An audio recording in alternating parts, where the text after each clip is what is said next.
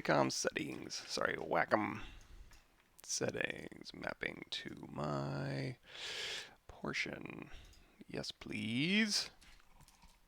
All right, where do we leave off? Seems like we've been working on this thing forever. Let's see if we can't wrap it up. Wrap it up. Bebop. Blackout. I hope I saved last time, actually, now that I think about it. But I'll be honest, I don't even remember. I don't even remember where I left off. I guess it looks right. Let's do a few things. First, let's pull up some reference, because I don't know where I left off, really. Okay, yeah, we could model those, and then also let's get some of this clothing going. Do I have a base body? Do I have a base body worthy of taking into Marvelous Designer yet? Probably not. Let me load up some other reference here. Open recent Bebop anatomy ref. There we go. Okay, so let's say, I don't need to make him super jacked, do I? I mean, he's pretty jacked. Yeah. I don't gotta go nuts with the anatomy though. But basically what I want to do is I want to get something representative in there so that when I go and simulate clothing, not that I'm going to be doing super tight-fitting t-shirts or anything. It's mostly like what anatomy is going to be shown, and then also like what cloth is going to simulate over his body, and making sure that there's nothing bizarre going on, at least as far as the volumes or anything like that. So I'm just going to kind of sketch in where the muscles are going to end up going. So you've got your, oh boy, I used to teach anatomy, and it's starting to come back to haunt me that when I don't teach it, I don't retain it. I'm going to have to start just, and I used to watch anatomy videos while I would jog, and now that I don't jog anymore because I take tremendous dog walks, again, that kind of affects. Let's grab our move Acu and kind of move these out a little bit. That's another thing too, when you're going to do a claw simulations, make sure you leave yourself plenty of room in these armpits. Not that you need to go full T-pose, but it's probably a good idea. That you do a nice wide A pose. You don't want to get crunchy pits. Also, especially when you want to go through and retopologize, make your life a little bit easier. He's got a very wide stance. I think that'll work. Hey, thanks for showing up. I'm going to try to burn through some rock steady stuff here. Let's go to smooth stronger. And I may even drop this resolution just a tad. And like a lot of times what I'll end up doing, and we've talked about this before, if you want to go through and like pop these hands off into their own subtools, and we'll go ahead and go down one, and then also pop the head into its own subtool, and then you can always merge them back down, because generally what I'll do is, oh, I should have moved multiple there.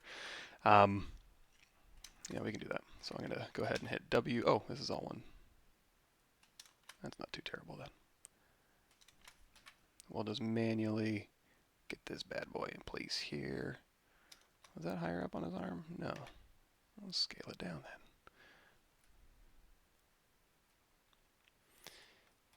What was I saying? So I almost forgot I was streaming today. Laying in bed. It's 5:40. And I'm like, why is my alarm telling me where I need to arrive in order to get somewhere on time? And then I was like, oh no, I have to get up because I got to stream. Okay, so I dropped the resolution on the body here, and I left it higher. Let's go ahead and organize my subtools a little bit. So I'm going to turn all these on. Well, then Shift, bent up arrow, Alt tap the head, bent up arrow, Shift, bent up arrow, hands, Shift, bent up arrow, and then that body one more time. So I can just turn everything off with the body and hands. And then now I can work on the hands and the heads at separate resolutions. Usually when I work on the body, I'll work at a lower resolution here. Yeah, so just going through and kind of sketching in where I want these details to go, and kind of pushing in just a little bit. He's fairly there. Not a whole lot that he's going. Let me get my trusty this guy right here, one of these bad boys. I have one of these at work, and then I have one of these at home. The one at work is the one that's actually colored in and stuff, and I don't know that that's actually helpful. So I don't know that I would pay more money for that one, but yes, he is a big bacon boy. Um, and the other thing too is I tend to also kind of make him a little bit more pronounce the musculature more, even though he's not necessarily going to be, like I said, a super ripped guy, but just dialing in where these things are going to end up, his rib cage and his abs and stuff like that, and then I can always go back in and soften it out. But it's nice to kind of get this stuff, these forms dialed in just a little bit, and then punch it back as needed. So what else we got? We got the pectoralis major. Oh yeah, I kind of lost it on the legs here. So one reference we could talk about, this will actually help me out. We'll do a little bit of studying today. Let's go to zygotebody.com. So here's a cool reference. You can do male or female. Go ahead and keep it female, and you can go through and you can kind of go through the layers of the body. I like to do this little second bean over here, so I can go, okay, get rid of your skin, get rid of, I don't need your nervous system. I'm not doing a zombie or anything, so I can go ahead and get rid of your stomach lining and stuff like that. So we'll go ahead and keep our muscles, our bones, and our ligaments here. So here's our rectus femoris, our vastus lateralis, and vastus medialis, and you can go ahead and move these things around. You can see them. If you want to see where their attachments are, it might be a little bit easier if you go through here now with those selected and then dial these back. And now you can see, oh, those attach the inside top of that pelvis there, and then connect down here on the patella, looks like. Very neat. And you can dial that back up. So while I'm busy struggling to remember muscle names, I can have that down here and just pretend like I know what I'm doing. So rectus femoris. And then you've got your patella right here, and then you've got your tibia right below it, and that's going to be that hard little shelf right there. And we'll go ahead and get our Damien standard brush. We'll just carve that right in there, because your calf muscle is going to be back here. And we can go ahead and take our clay brush, knock that back just a little bit. But yeah, and also following that flow, you have that nice flow from the sartorius. Let me make sure I'm sartorius goes all the way here. I think it's the longest muscle in the body, all the way down here and tucks onto the, I think, the tibia. I'm not going to look too close at that. But making sure that that kind of divides your quads from your adductors right in here. I'm not going to bother with like names of the adductor muscles. Nobody cares about those. I'm just kidding. You should know as much as you can about anatomy, because it's good and it's fun. Even if you're not really doing humans, it's or character artists or anything like that. It's just one of those things where it's just like a lifelong studying type thing, and it's fun to kind of just know that and be able to apply it, and you can create a little bit faster, a little bit easier.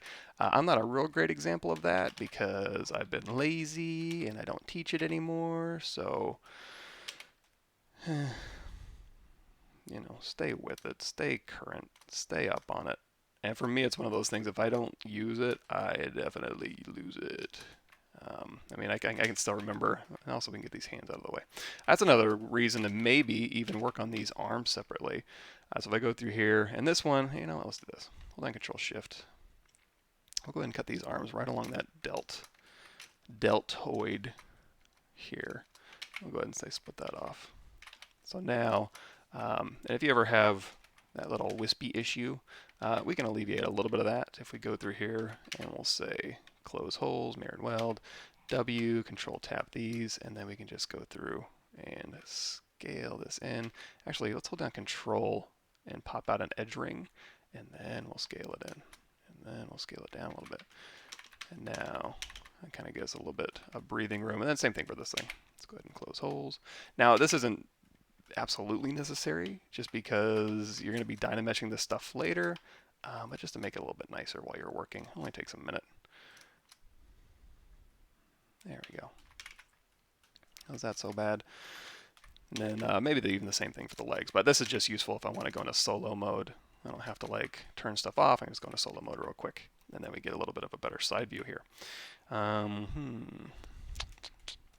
yeah, so we got some obliques coming in through this way. So you got your obliques up here that are going to tuck right into your serratus anterior. Serratus anterior is an interesting one because this is something that's kind of hard to see. But if we go up here and we select that and we dial these muscles back, you're going to see it attaches to your rib cage and then on that inside back of that scapula. So when those contract, the arm come forward like you're punching something. So, and usually like on hefty big bacon boys, probably not going to see a whole lot of these visible. But like I said, it's fun to go through there and just kind of dial them in just a little bit.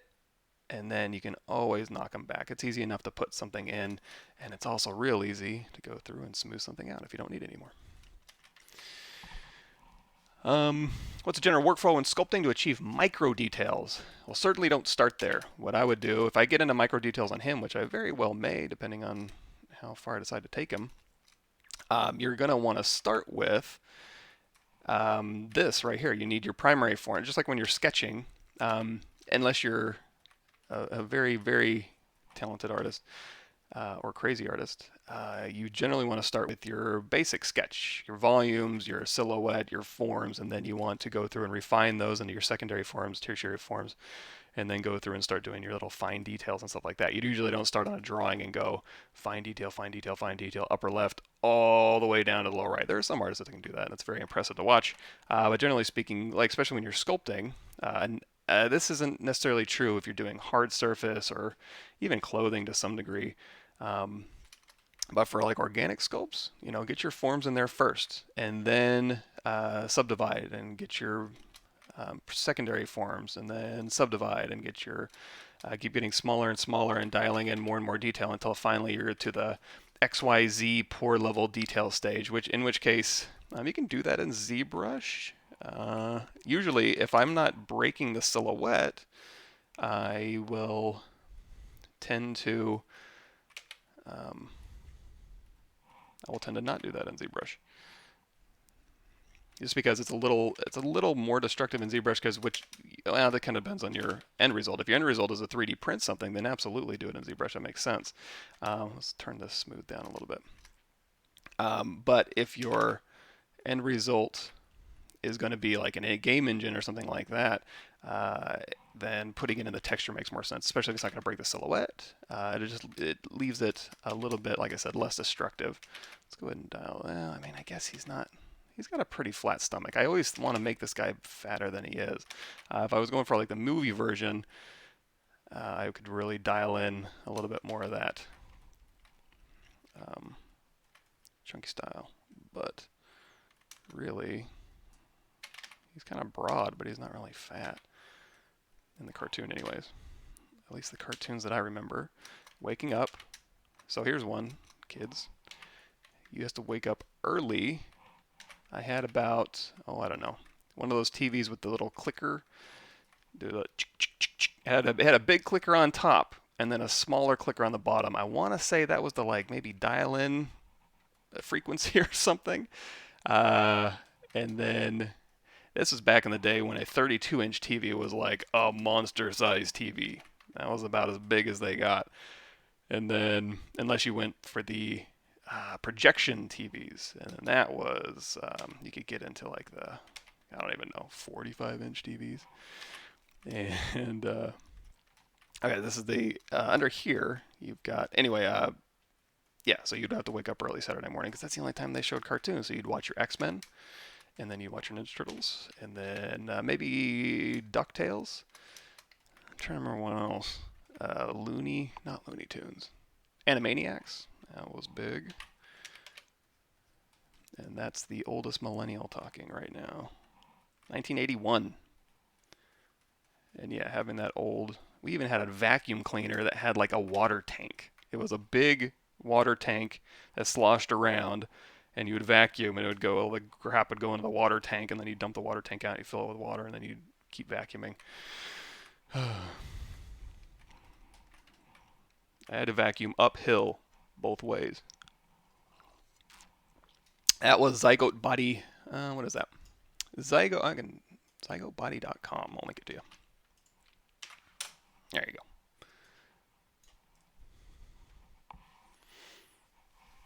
Achieve the primary forms with low-res Dynamesh, right? Yeah, you can. It's a little bit easier for me to do that in Dynamesh just because if I ever decide at any point, I could go in here and be like, I want these forms, and then just Dynamesh and then just continue working and be like, okay, let's add these forms to my final mesh. If you were working with like a base body, which wouldn't be a terrible idea if you're just doing like a humanoid base body mesh, then yeah, I would start with like something like this. And if you're not going to change it that much, where'd my tools go? Start with like the Nick Z humanoid male. In fact, if I wanted to retopologize, I could use RapX, I'm sorry. RapX. There's a ZBrush plugin too for RapX, and you could use these to plot points, and you can go through and do and it'll go ahead and wrap that geometry to this form, and then I could project the details back. So I don't even have to like remesh this stuff. Now that's not to say I'm necessarily going to do that because honestly, I probably don't care that much about the topology. I'm not making this for a game engine. But what I will do, and even though I'm not making it for a game engine or a cinematic that needs decent topology, it's always nice to have a little bit nicer topology, and that's where ZBrush is going to come in. So basically, I'm going to get the primary forms done, and as soon as I get to a point where it's like, okay, I'm not going to make any major changes. Another example of that would be like the ears here. So I'm going to hold down Shift, pop that to the top. I'll go ahead and turn all these things back on here. So while I'm working on these ears, I can have those going on a separate mesh, but then I can go through and I can say let's go ahead and merge that head down onto those ears and Dynamesh like so. Let's go ahead and I'm going to Dynamesh this head at a slightly higher resolution. And this is why I have it separate, is just because I can work on the head at like 640 res, and then I don't have to have the body at that resolution because I'm not ready for it just yet. I'm still kind of dialing in his primary forms. But on the head, since it's a little bit smaller, it's a little bit easier. And you know what else I need? I need his tusks. There we go. Let's go ahead and smooth those out a little bit. And this resolution, yeah, so I'll start with Dynamesh, and then when I'm to a point where I'm not really going to change that much anymore, then I'll go through and start kind of ZBrushing and then projecting my details back. Now, I don't really see his eyes in the cartoon hardly ever, if I remember correctly. If I go ahead and turn on dynamic for this one, let's go ahead and say crease level 2, smooth set of 3. 3, smooth set of 4. It's a little bit better.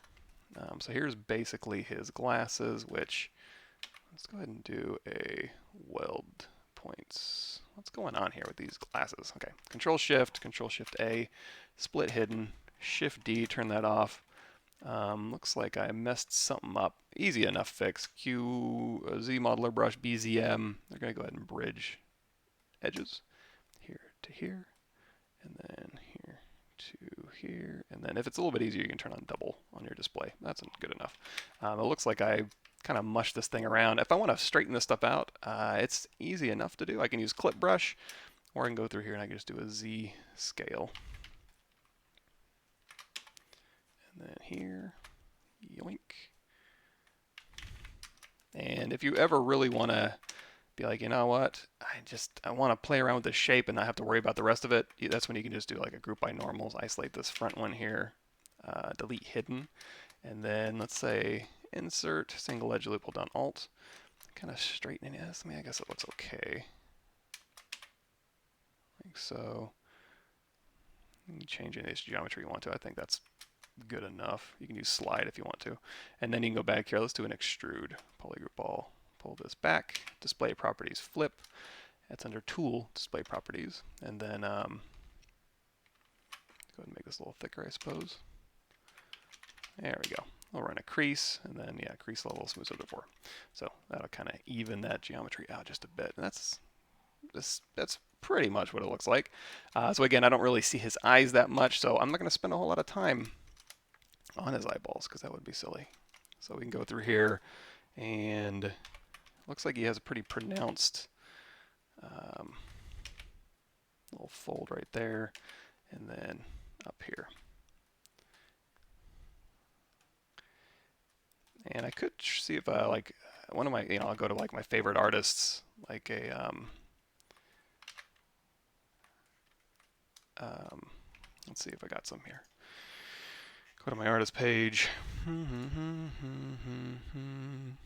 Like I can go to like Andy Bergholtz or Jordi Shell or Bolaris and see if they have any like pig monster faces that might be interesting to look at. And you know, Hulk body stuff for hands are another good one. Nosferatu is a good one. And see if I can't find something that would like spark any way to kind of resolve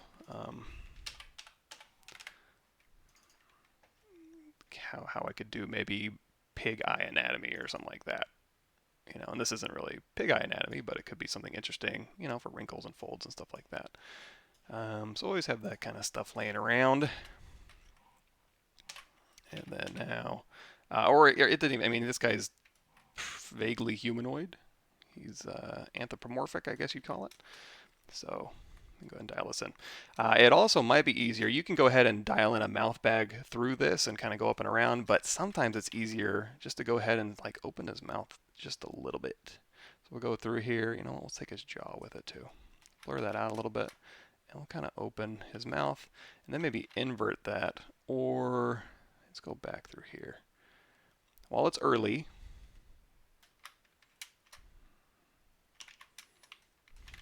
we'll give ourselves a little bit of breathing room in here. And then now these tusks can kind of follow that. I guess those would be bottom, wouldn't they?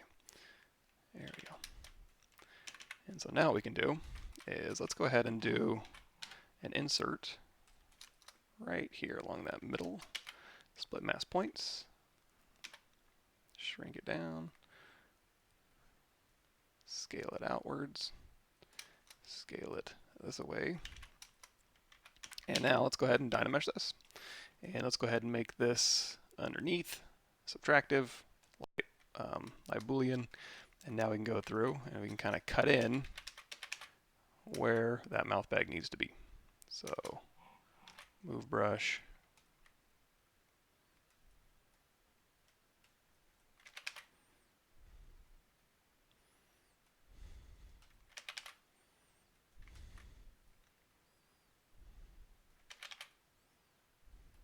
And of course you can use pinch. You're just basically just sculpting on this piece of geometry to make this happen. Just kind of using a little bit of light Boolean here. So use pinch, use sculpting, you can smooth it down, you can do whatever you want to kind of make this make sense. And then in the back here, we can kind of go through and we can mask this area out. Yoink. And we can maybe scale it up, hold down Control. Does this have... Give me... Oh, I guess those are edge rings. Go ahead and pull this back and kind of scale it up a little bit. There we go. Do-do-do-ding. All right. Good enough. Close enough for government work.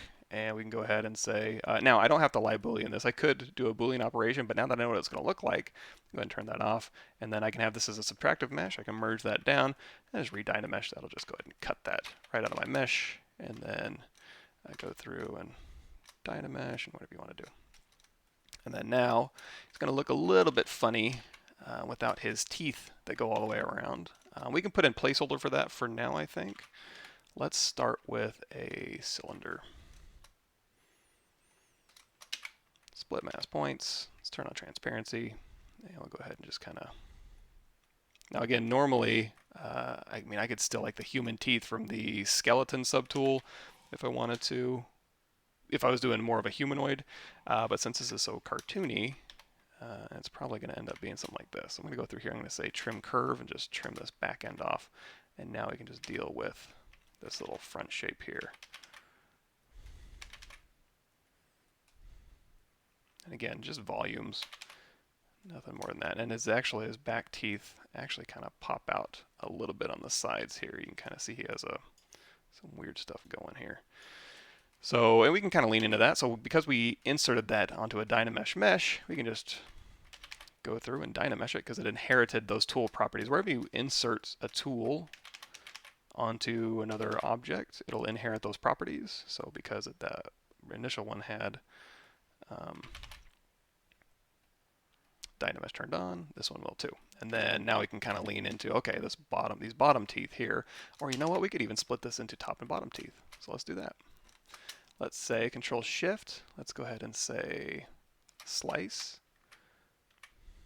I don't know how often you actually see, I mean, I guess these are just kind of teeth just sticking out, so that might actually be easier. But because he can open his mouth fully, we have to kind of explore how we can kind of, I don't know, make this a little bit better. So we'll go ahead and split this off, Control drag to re-Dynamesh, and we can actually probably Dynamesh these a little bit higher. And then re-Dynamesh this one.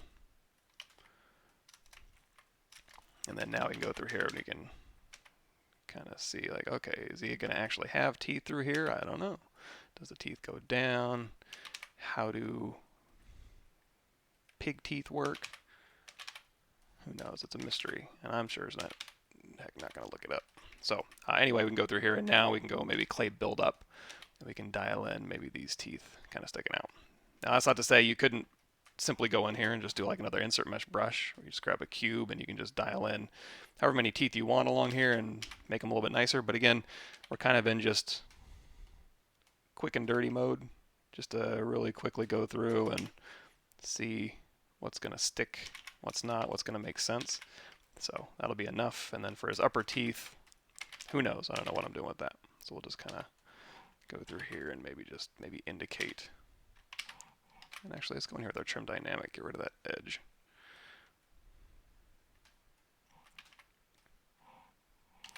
And instead of pulling out, building out, we can go through here with our Damien Stair and just kind of pull that in. And then this stuff here, probably, you know what, probably we don't even need these teeth here, so I'm just going to knock this back.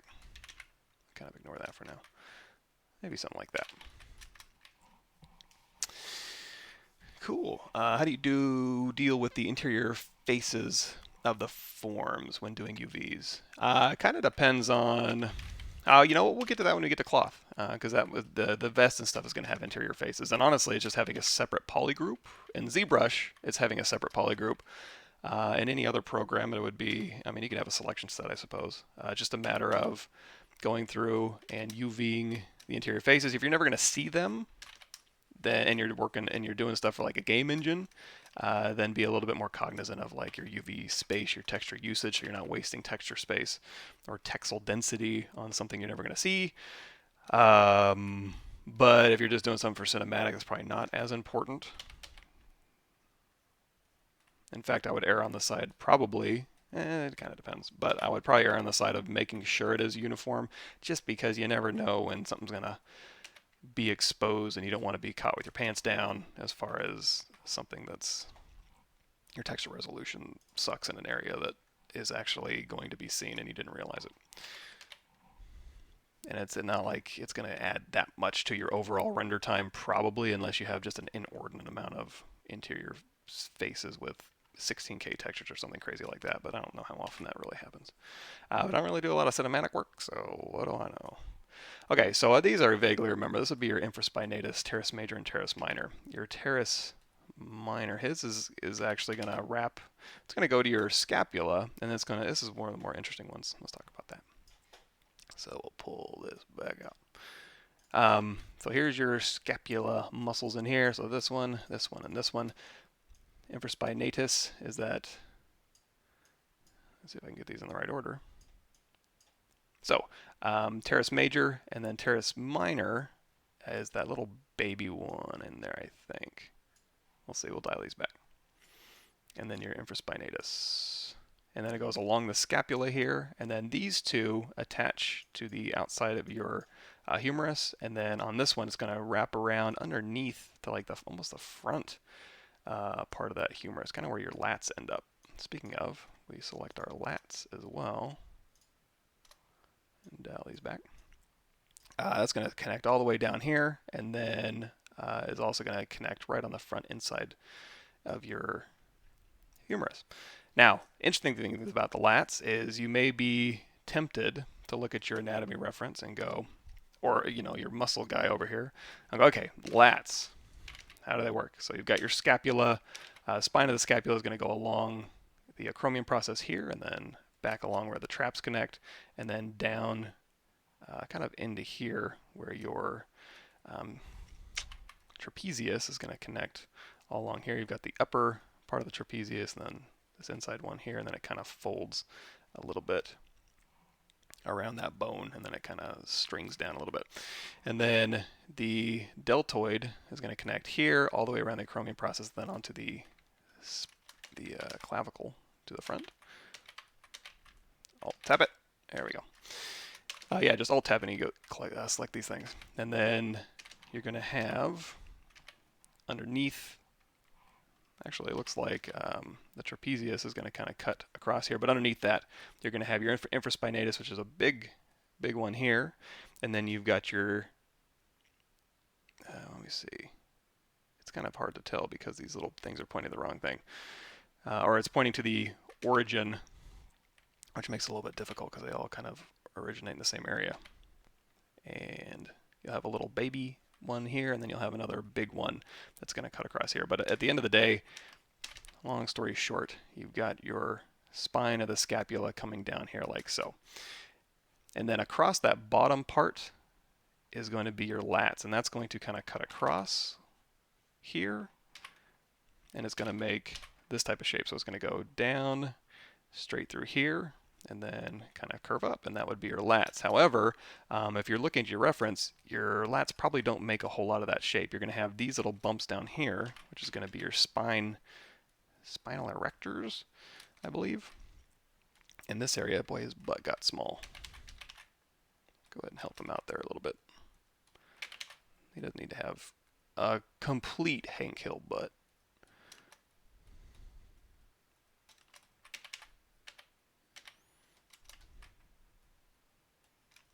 Better. And then underneath here, you're going to have your serratus anterior. Your serratus muscles are going to kind of bulge out along here. So that's going to make this kind of bulge right here, and then this is going to kind of bulge out as well. So the reason why this is happening is because you have these underneath muscles that are your lats aren't that dense. Like up here is probably where they're the heaviest, and then as it goes down the body, they're just going to get thinner and thinner. So all these underlying muscles are going to make more of an impact on the overall form, and then eventually it's going to kind of just terminate right into your sacrum there. Doing. Ta-da! And then yeah, over here to your obliques. You got your pelvis in there, and you got your legs, all that good stuff. And then yeah, now again, he's not going to be super jacked. We're just looking for our major volumes so that when we go to simulate cloth on him, it's somewhat representative. We're not going to spend that much time though. And then over here on his arms, let's see what we got here. So we've got his biceps, brachii, and oops, let's go ahead and get our Damien standard here. And again, just kind of sketching in where these cuts go. And then you're going to have your brachialis, which is going to be this bad boy right there. And that's going to go all the way through. So you're going to see that on two sides through here. So if you pop his arm off here, you can maybe see a little bit of that. So here's the brachialis here, and the other side, it's kind of covered up by veins, but kind of comes through kind of at an angle. And then what else we got? We got triceps. That's everybody's fave. Go and snap this back on. Yeah, so we got triceps here. And then where it attaches to the elbow, that's going to be an important shape. So you have your, get your bony landmarks in there. That's going to be your ulna. And then the lateral and medial epicondyle of the humerus is going to be somewhere in here. And then this is going to be a flat area. So when you're talking about muscles, you're going to have sharp, bony landmarks, and then you're going to have, and triceps is a good example of this. So you've got your sharp, bony landmark, and then you've got your flat area where your tendon is, and then you've got the rounded, bulgy area where the meat of your muscles are. In the case of the triceps, it's going to make a very distinct shape. So where this cuts in, let's go ahead and just calm that down a little bit. Let's go into our standard brush, crank that up a little bit, and then turn off our lazy radius. That'll make it a little bit easier to sculpt. So, again, just looking at my reference here, carve this in, and then this is going to kind of cut through and down, and then it's going to go down this way. Now again, we're kind of exaggerating a bit the overall size of this triceps, and that's okay. It's not terrible to do. Just make sure you're doing it for a reason. And then this is going to be that flat tendon, goes to that bony outcropping of that ulna, which kind of hooks in around the humerus there. And then over here, you're going to have your extensors kind of flexing around. So you've got your Brachioradialis. I guess I can show you guys this here. Yoink. Close, close, close. Like so. It's all coming back to me. So here's that brachialis I was talking about. You can see it on the inside of the arm, and then also right here. And then your triceps over here, your biceps, and then these are your extensors. These are what's going to like lift your fingers up, and then your flexors on the other side underneath this little bicipital aponeurosis, and then your flexors are on the inside. So not to get too caught up in the little baby muscles, it's really more about the volumes. So in this case, it's like, okay, your flexors, again, you've got that in the humerus through here. You're going to have that little knob, and you can just look down. You can see, you got a little knob on the outside, knob on the inside here, and then your flexors are going to be a big egg-shaped muscle here, and your extensors are going to be, well, your brachioradialis. Is that right? Brachioradialis. And that's going to be a little bit higher, and then your flexors are going to sit along that inside here. So this is going to wrap around, and then these are going to kind of sit right through here. And again, not worried about the overall individual muscles, just worried about like big forms. High to low. Same thing on the legs here. Let's worry about those a little bit. So over here, you're going to have high to low, high to low. Let's go ahead and knock these back just a little bit here. And then on super,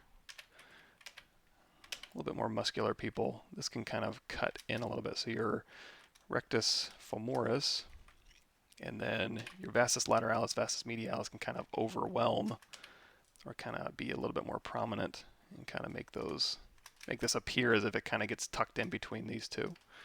And then on the outside, so on the inside it's going to be curved because you have all these things. You got that sartorius here, and you got this muscle here, and these are going to kind of round out this inside here. And then on the outside though, you're going to have your tibia and your femur. It's going to kind of, and some tendons over on this side. So this is kind of going to be a little bit flatter, a little bit harder. And this side's going to be, inside's going to be a little bit curvier. On the back side, you're going to have your hamstrings, a little bit softer. And depending on, usually these don't get, unless you're like Ronnie Coleman, right before a match, what do they have? Pose down? What do bodybuilders do? I guess I don't know. Do they have matches? You're going to not see a whole lot of definition just in a standing pose of a hamstring unless he's like bent down. Here, you're going to have your calf muscles, your gastrocnemius, and your, let me show you these ones. Going way down here. So, gastrocnemius, and then that's going to be, that's what I was looking for, soleus, and then this is going to be your, calcaneofibular ligament, or your Achilles tendon. So go through here and kind of dial those in. And again, just like the triceps, you're going to have your big muscle belly here, and this is also going to be another high to low. So high to low, high to low, high to low. However, when you get down to them ankles, that's when you're going to have your tibia and your fibula. Your tibia is your big one, your big bone right in here, and that's going to swing over, and it's going to put a little bony landmark here. This is when it's actually going to go high to low on the opposite side, so a little bit higher for your tibia side, and on the fibula side, it's going to be a little bit lower. Now this stuff I really don't care about, maybe not that low, because he's going to be wearing shoes. Now, if I ever have a shoeless version of him, if he's going to do like a Burt Reynolds bear rug pose, then I'm definitely going to want to make sure that that's represented. But in this case, I'm not overly worried about that. So we'll go ahead and take these hamstrings and we'll kind of make this a little bit more defined here. There is a sheath that kind of comes along this side as well. Kind of attaches down through here. You can, yeah, that's probably not so important to put in there. But that vastus lateralis certainly is. And again, your hamstrings here. And making sure we just get just enough definition along the side here. I cut this in like so.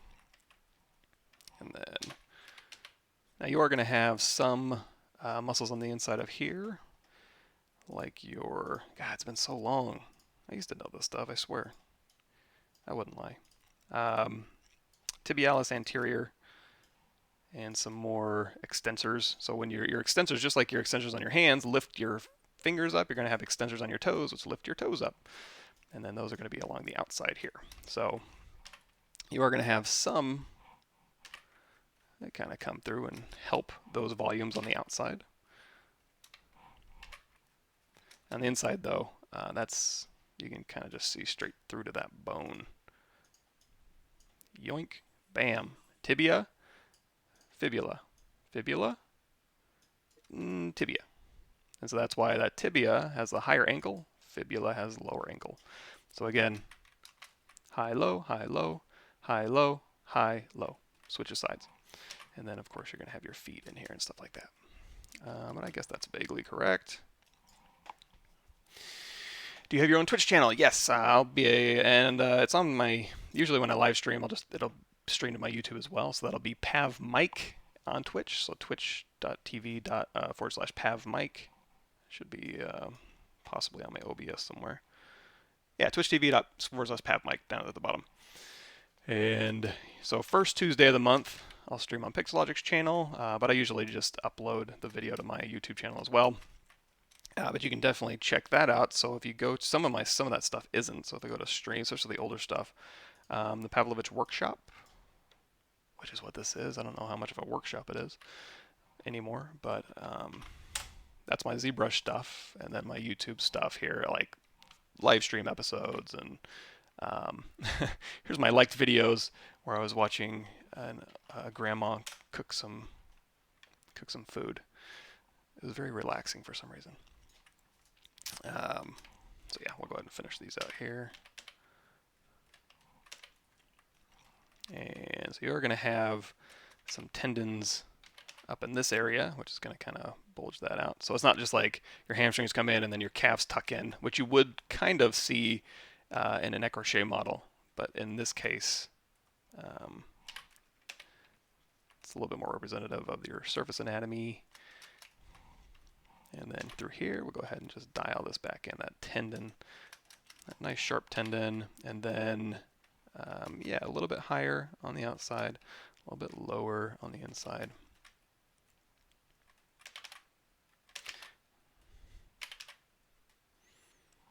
On the inside of that knee, what do we got?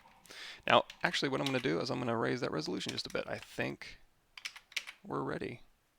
So now that we've got our primary forms in, we can go through and we can start raising that resolution. Now, past this point, I probably wouldn't raise the resolution anymore. This has got plenty of information for me to start going through, and I'm not going to make any major changes. So this is where I would start contemplating just Z-remeshing this final result. You know, because past here, it's just going to be like this little detail-y stuff, where it's going to be like, okay, let's go through here and kind of round this out and maybe push this in a little bit through here. And then maybe kind of bulge this a little.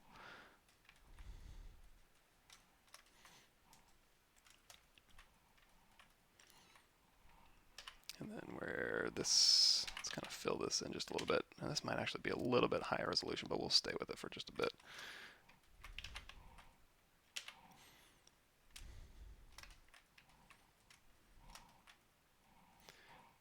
And then the calf muscle. Again, we got that big bony tibia right here. And I'm actually excited to get to the ZRemesher part.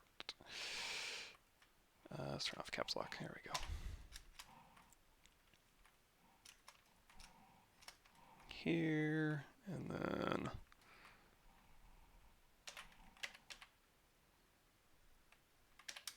that's a little bit heavy. I like my meshes be a little bit more responsive than that. And again, we can always raise resolution later, but again, it's just getting your primary forms dialed in first is what's important. Making sure those read, and then even past that point, depending on how much detail you're going to end up putting in. And this is more, especially when you get to like the chest area, we'll talk a little bit more about, like, you know, you dig in and you use your clay brush, your clay buildup brush to kind of go through and refine. So like back through here, these hamstrings are going to connect down. And these will be pretty pronounced, and that sheath will kind of pop out a little bit, and that'll attach up to your vastus lateralis, like so.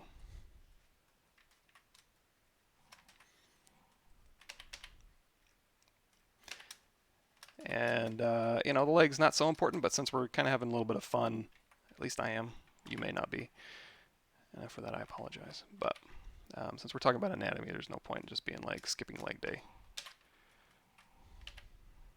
It's all relevant. It's all good stuff to learn, and it doesn't take that long.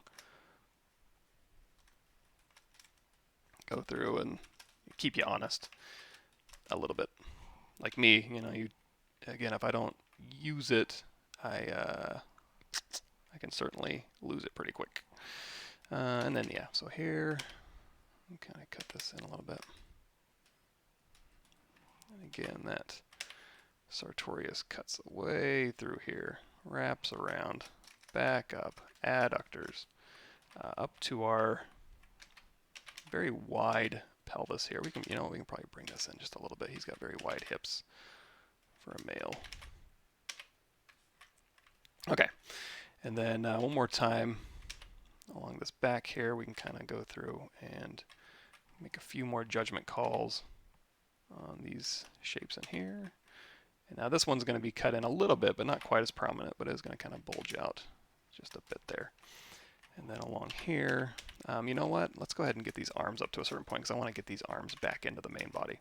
And also this chest a little bit too. So we're going to drop this chest down just a bit. It's a little bit. He's got a big torso, so we'll double check our proportions as well. Again, it's hard to snap out of that. You know, he's humanoid-ish, but certainly has some interesting anatomy, especially like around this neck area. His clavicle isn't even not real super existent there. It's going to be a little bit difficult to get in there and dial that in, but go through here and work on that pec separation. If I want to, I can also go back in here and use a pinch brush, kind of squeeze that shut. Now, this is an area where, yeah, you may be tempted, I certainly always am, to go through and like Bruce Lee him up, where you just go in and get him some real nice separation. And this is going to be the separation where it's going to be, you know, this main muscle here is going to attach back, and then all along that sternum here, and then a part of that clavicle, and these, and then on the rib cage here, these are all going to wrap up and turn around actually here. Kind of a fan muscle here. So we got our pectoralis major, and then it goes again along the sternum, along the rib cage, portion of the clavicle. Come on. And then it goes and twists on the inside, and then maybe like 3 finger lengths width, and then just underneath that head of the humerus there. So if you're ever having trouble, like with muscle striations and where they go, how do they work, that's a pretty good indicator. That'll let you know where those things need to end up. And then, of course, you know, if they're not going to be that ripped, if they are going to be that ripped, then yeah, definitely go through here and kind of dig in where those muscles are kind of meeting up along here. And then again along that clavicle here.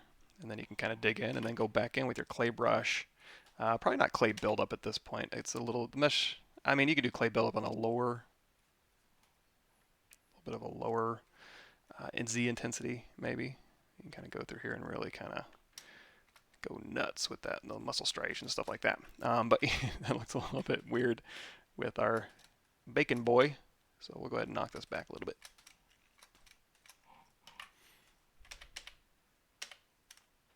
So again, the forms are fine. They're where they're supposed to be. You just don't need that much separation. So you can go through here, and this is, we'll call this the fat brush. And that's just basically going through and taking some of that definition out of the overall muscle structure. Drawing with a tablet. Yes, what kind of tablet are you using? This is a Wacom.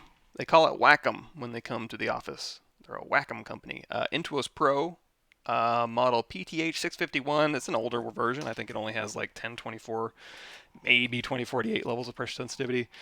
I don't use a Cintiq. I've talked about this before in previous episodes, but basically it's faster for me to like move around. Like this is a little bit not as obvious because I'm kind of being very slow and methodical while I'm dialing stuff in. But you know, when I'm doing just like hard surface work or when I'm doing just regular concept work, I can move much, much faster and go in here and move my wrist, as opposed to if I was in front of a 32-inch Cintiq, I'd be moving my arm way up here and moving my arm way down here. Not to mention, my arm's going to be in the air for 8 hours a day. So ergonomically speaking, not real fun. And then also, so speed, ergonomics, and then having your eyeballs next to, I mean, these kind of help. Now these are my, these aren't the real good looking. These are the ones I can drop these gunner glasses so that they don't break when I drop them. There's another model, the plastic ones that look a little bit better, but boy, those things snap if you just look at them wrong. So you can use these as well to kind of help your eyesight. Your eyes won't get so dry and so worn out throughout the day, so fatigued. Kind of puts a yellow tint. Now, if you're doing color sensitive work, obviously don't wear these, but or I guess you could tune your the color on your monitor to compensate, but that's probably a little bit scary. Don't do that. But yeah, so put these on to kind of help with your eye fatigue. But also, but when you're on a Cintiq, you have I had a tendency to kind of lean forward and lean over, and next thing you know, I'm working 3 inches away from a light bulb for 8, 10, 12 hours a day.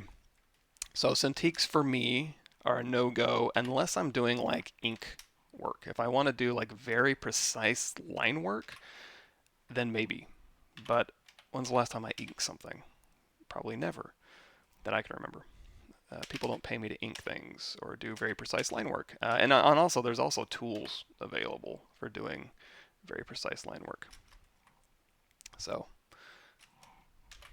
but your mileage may vary. A lot of people at work live and die, and you can use both, you know, depending on what you're working on. They swear by their Cintiqs. I'm not going to stop them. That's just not my thing.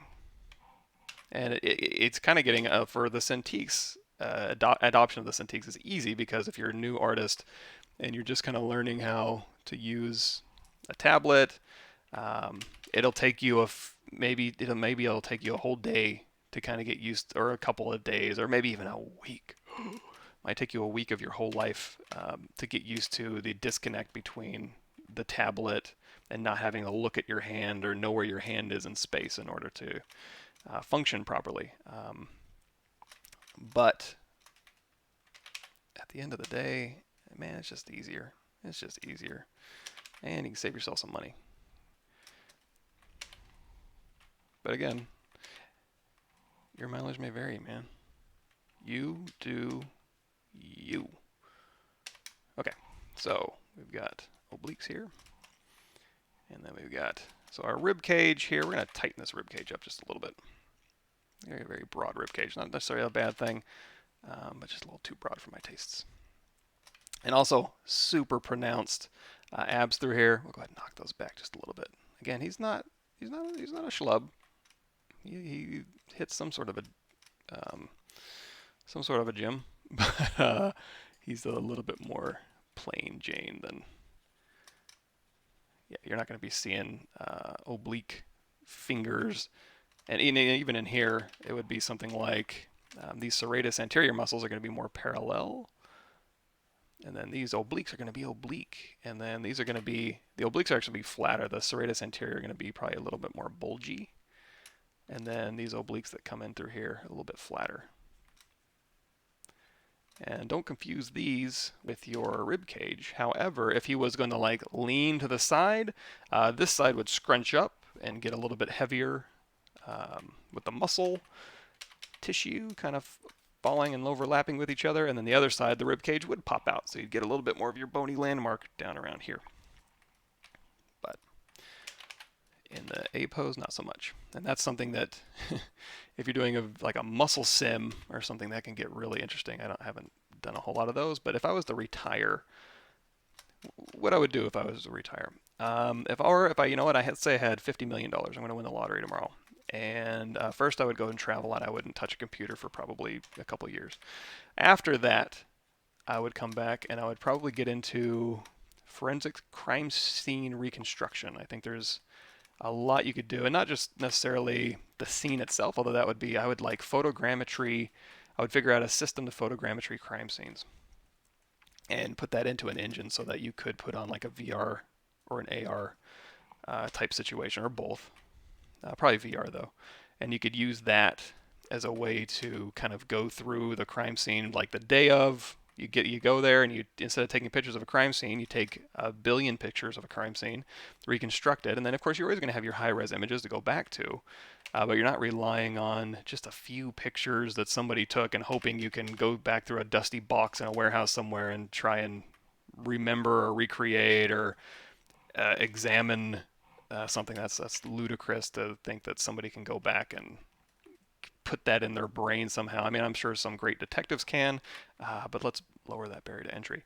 So go through and have entire crime scenes easily stored and easily available.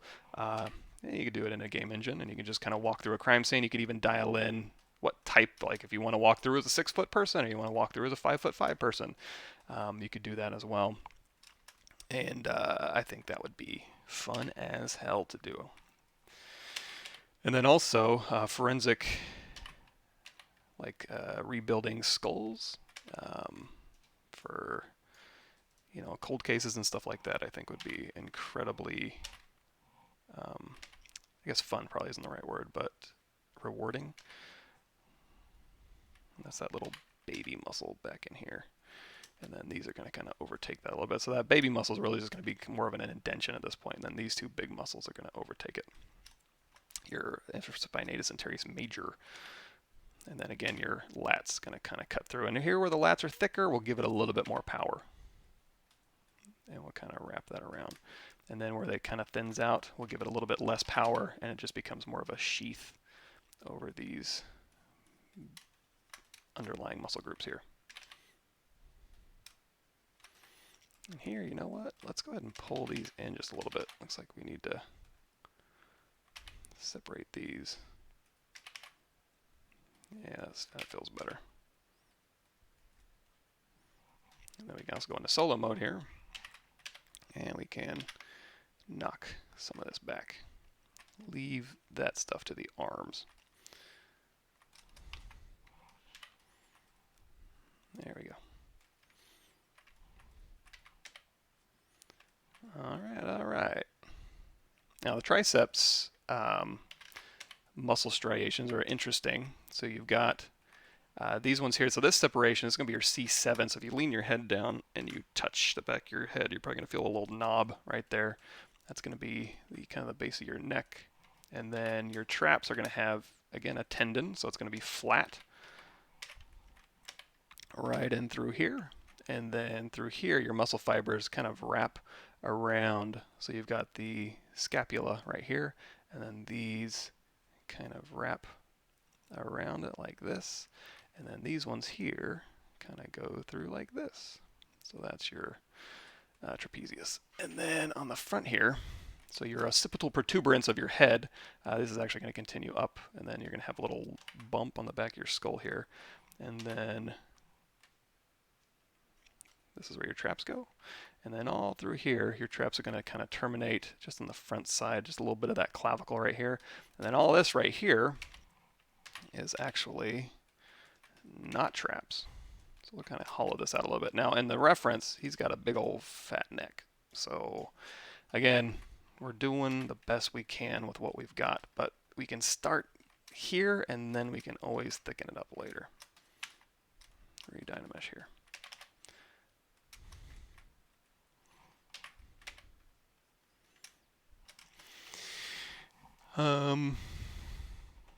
Cool, awesome.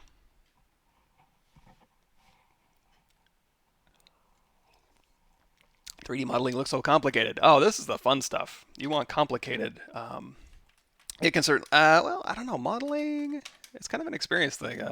If you have the right tools and you know how to approach something, because there is some stuff that can get complicated for sure. Like if I had to model an engine and all the component parts, that could be a little bit tiresome, and I'd probably end up, but with like CAD tools and stuff, it can kind of be fun. This type of modeling isn't that complicated. All I've been using this whole time is my clay brush, my standard brush, Damien standard brush, and the move brush. That's it. That's all I've been using. So, complicated is probably not the right word. And really, if I was just having fun and just not thinking too much, whenever I live stream, I tend to I get a little nervous and I'm like, okay, we have to, do this muscles perfectly, but I was just having fun and kind of just have my music on or forensic files on, would this wouldn't be as tedious and I could just kind of go with the flow. In fact, if you want to see something I did as a little bit more not freeform, I was using Concept. Oh, which also makes things go a lot faster. Let's do this.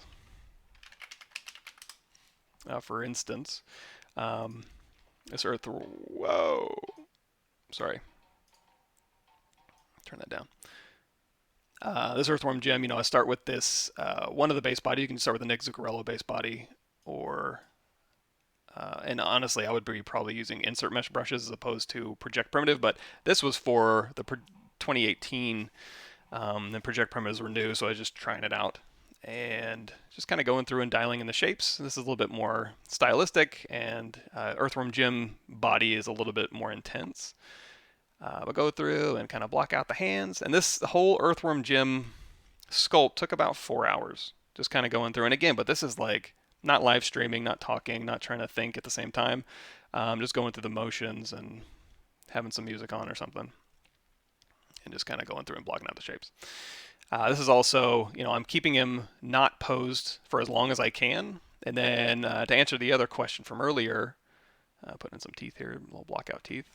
When do you start doing the detail work? So when I get the body to a certain point, like here, I'll probably stop, and then I can go through and I can extract some straps here and the gloves. And then once I get to a certain detailed point, I'll ZBrush and project those details back. And then at that point, start adding the details. Now in this case, it's a little bit different because I'm posing early. Usually I'll go ahead and finish it out, and then a pose will just be on a rig or something like this. This is more project primitive stuff, which I don't do too much of, but it's useful. Little gun handle. And then now we're into the refining stage. So just go through and just kind of match your reference, make sure it's working.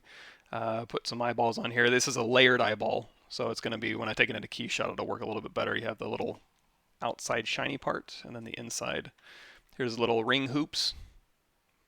Go around his head there, etc., etc. Let's skip forward just a little bit. Oh yeah. So this point, this has all been ZBrushed, and then just going through and just adding the wrinkle details, selling the forms, how they're working. If you got something bending, you want to put nice creases on this side and then flatten it or smooth it out on the other side, just like on this little worm head. And then now just doing a little bit of a poly paint, just kind of going through and filling the poly paint and then throwing this in the key shot. And again, this wasn't like I'm going to take it into V-Ray and do a lot of material treatment or take it through Substance Painter first. This was purely just material drag and drop key shot type stuff. So you can take it way further than this, but again, for half a day, it was probably half a day for the sculpt, and then another half a day for like poly painting and key shot setup and rendering and stuff like that. But it goes quick. And again, it's not rocket science. Anybody can do that. I promise. Easy. Oh, this is the wrong title. Okay, good point. Let me go to my streaming here. Let's change that. This is not Thomas Whitlock. This is drafts, stream. I always forget to do that. There you see if that updates it. Make a VDM brush from a mesh or insert mesh brush. I watched one of your Houdini method, but the link is broken. I fixed it. So if you go back to the, kill that. Where'd I go? Did I just lose my search functionality here? Or am I just blind? All right, videos. Oh my God. Oh, it was off the page. Okay. Houdini VDM. There you go. So if you want to use VDM brushes from like an arbitrary mesh in Houdini, it's kind of cool. It'll go through, and you could take like a mouth with a mouth bag and a head, and then you just drop it into Houdini, and it'll go ahead and project the face for you, for example, in this example. So here, let's just do, I'll send you to the actual playlist. I think it's got some other stuff in there, and also got a hard surface example, viewful playlist. There you go. So on those videos, you should have an updated link. So if you go in here and show more GoZ VDM, oh, GoZ for Houdini, you don't need that anymore. That's just built in. So here's the SOP HDA.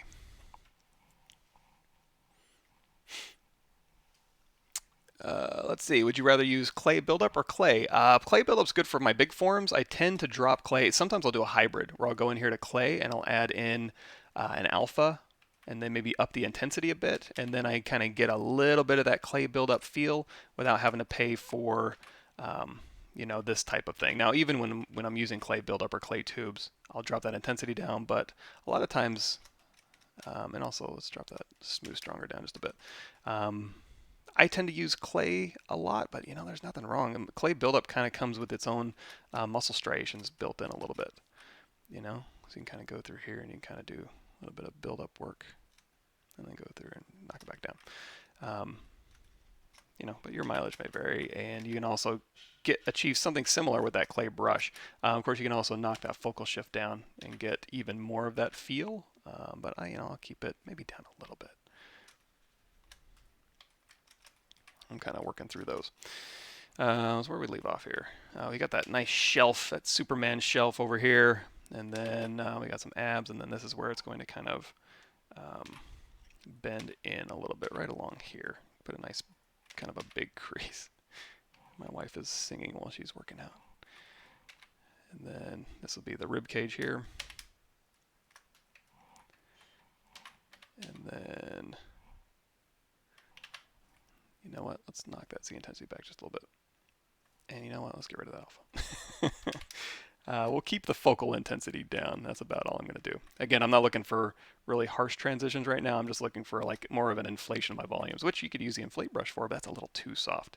So kind of feeling out what brushes work for you. And honestly, what works for me may not work for you. You may be an absolute monster with the clay buildup brush. Me, not so much. So don't listen to me as if I have all the answers for you or your workflow style is going to be compatible with mine.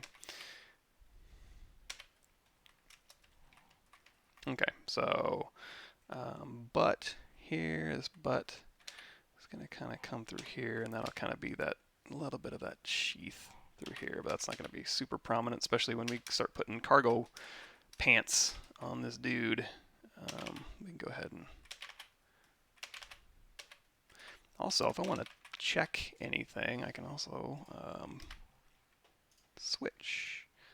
Let's do a quick save real quick, and then we'll do a load tool, I think in my CGMA class. I teach CG Master Academy. We're in the middle of a term right now. Week 4 just wrapped. So we're heading into week 5. And we have a lot of fun. If you want to see more of that, we go through ZBrush Training 2018. we go through this many videos. So week 0 is our intro, and you can see that on my YouTube channel. The intro is on there. 50 some odd videos, 58 videos, and then all the way through here, all the way through Unit 6.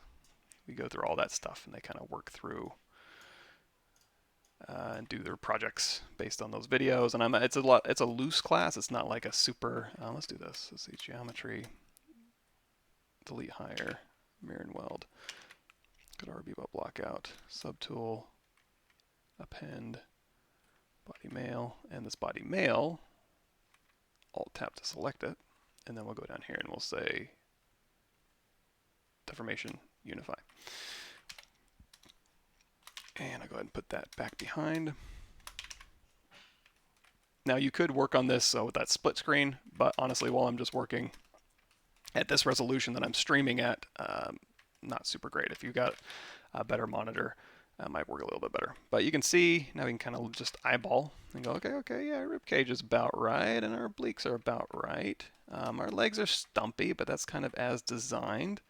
Our knees could use a little work, but we're going to have pants on. Let's go to the side here. And you can see I dropped the resolution quite a bit on our guy here just to make it a little bit easier, but of course you can keep the more detailed version. If you want links to that, I have them. Let me see if I can switch over to my CGMA. You can have these base bodies if you want them. You don't even have to take my class. Let's see, Drew in Google Drive here. Base bodies, base bodies, base bodies. Base bodies. Share. Get shareable link. There you go. Go nuts. Clay build over clay. Yeah. Is there a way to have color height model? For example, ground is black, 2 millimeter height is yellow, 4 millimeters green, and so on. That would be helpful for sculpting for CNC. Oh boy, do I have anything for you. You better believe if you go to Summit 2019, ZBrush Summit. I guess there's a lot of summits. Pixelogic presents ZBrush Summit 2019. Hasn't been released yet, but you can go through here, and Joseph Druss talks about a little bit of that functionality that's coming up for 3D printing. So it started around 30 minutes in, and it goes into the ability to kind of analyze your mesh, and it's all real time too. So if you have an undercut, or if you need to analyze the thickness of your mesh, there's analyze tools through here. Check that out. Metallica all the way. Again, I'm a child of the 90s, so kind of comes with the package.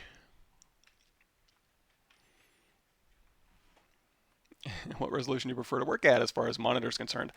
You know, I'm so used to streaming and then recording for YouTube that, like, so on my monitor here, if you go to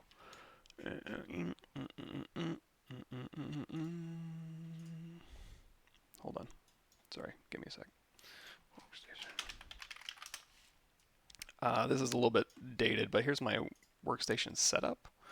And this is at my old house, so I'm not in the living room anymore, but you can kind of check this out if you want to look at more hardware specs. But anyway, so this little section right here in the middle of the screen is 1080p, and then I have these monitors here. I don't really have that side one anymore. I gave that to my wife. I don't need that much reference, but I have all this reference down here, and then I have all reference I can put around my screen and any chat I can have over here, and then I just work right in this little section here. So even when I'm working now, I just keep it at this tiny resolution, just because that's what I'm used to. That's how my Wacom's kind of set. Wacom is kind of set up. Of course, if I didn't stream or do any of that, then I would certainly probably use. Although I don't need that much real estate. Like, I don't need 40 inches while I work on the inside of his thigh. You know, so there's some rare instances where that might come in handy, but really. Not that often. Oh yeah, I'm using my reference here. So yeah, this is very useful. You can go through here. You can kind of dial this in a little bit, and you can kind of hold down shift here, and then got our calves here, and then our tendons here, and then our, just flatten that out a little bit. Put in this little ankle bit. And then on the other side, yeah, and this is helpful for anything I may have kind of missed or misjudged from my 2D reference, just the ability to go in here. Oh, another thing too, if you go into, I won't pull it up because it's very naked, and YouTube has some severe problems with that. But you can go to like 3D Scan Store, and you can download scan data. I could probably even bring some up if I had some on my computer. I'm not sure that I do. But bring in like 3D scan data and do exactly this, and just kind of learn and see, the draft of the face and the arms and all that stuff, how they all work together. Save you a little bit of headache, and it's a good learning opportunity.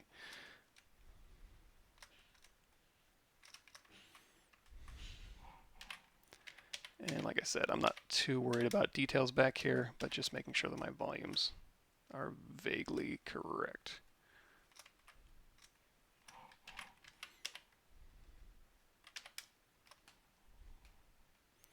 And then the inside of the knee here, this is all fine. And then this will kind of beef a little. And then we'll chop a little.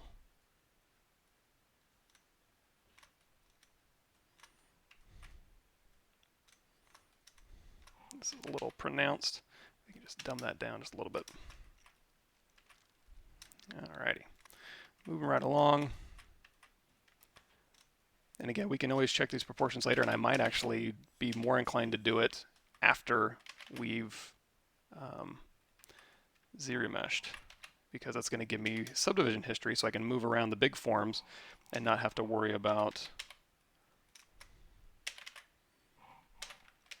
losing my details or working with too much geometry. So what you want to do when you're Z-remeshing is give yourself a nice low-res envelope so you can make large changes without it affecting your mesh too much.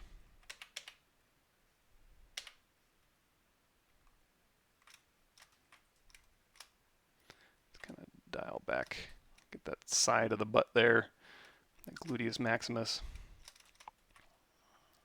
And it's also a lot funner too when you're kind of you're up to date with anatomy and stuff. It's a lot funner to just go in and have fun. Even when you're drawing and stuff, it's a lot funner when you know what you're doing. As opposed to now where I'm kind of like, oh yeah, I kind of vaguely remember this. Back in the good old days when I used to teach it. That's another thing too, is if you want to learn something, teach it, because it kind of forces you to know it. You don't want to walk in there like an idiot or live stream it. The problem with that is I really don't mind looking like an idiot, so I can just come on in here and be like, I'm dumb.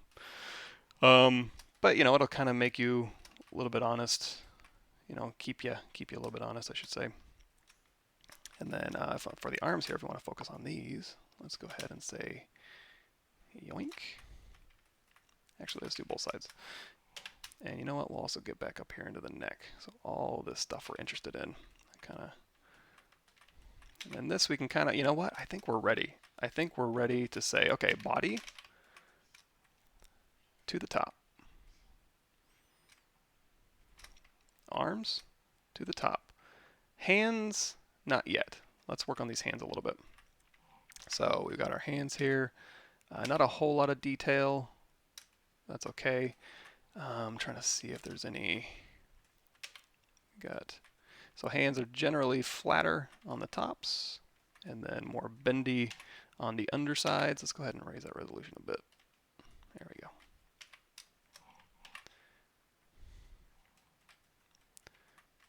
And then you're going to have some tendons through here and then kind of a bony mass through here. So knuckle, knuckle, knuckle. And this pinky's getting a little bit squishy, so I can probably go through here and yoink.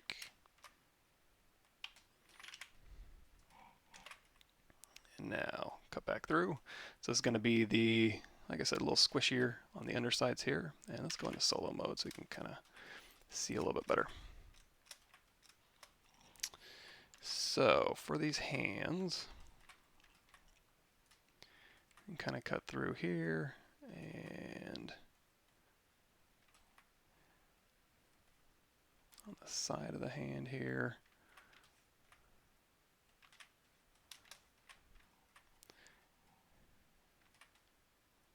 These are very relaxed hands, not very posed hands, but the pants can do all sorts of interesting stuff. Also, make sure you put in, when you're dialing in your knuckles here, if you look at the top of your hand, your fingers look a lot longer than they do when you look at the bottom of your hand. That's because your pads here kind of come out pretty significantly, and then your knuckles kind of come back in this way. So your little pads on the other side dictate a little bit of that length. Let's go ahead and turn our smooth stronger down a little bit. And then here, let's see if we can't. Let's meet the palm here, and then along the top side. I'm trying to see if I have any decent hand reference. I really don't. All right, you know what my decent hand reference is? Looking down at my damn hand while I work. Genius. So we go through here. We got the meat, like so. And this will kind of come back. Imagine that. I can just look down and I have hand reference. Wish I could do that for everything. I'm gonna lift this out a little bit.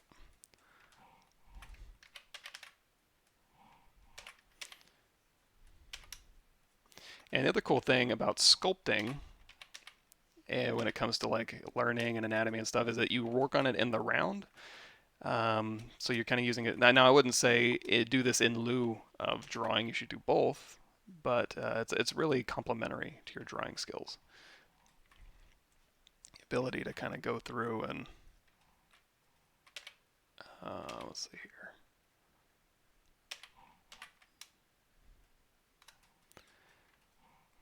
Kind of think in the round, and then also when you're working on something in the round, you can also later use it as reference for your drawing. So if you go through and you make a skull really quick, you can load it up later, and then you can put it at like 3/4 and side view and stuff like that. And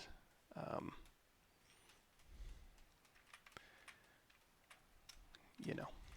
So now on his fingers, yeah, he does have kind of gnarly fingers. So we're going to go through and we'll detail that up just a tiny taste.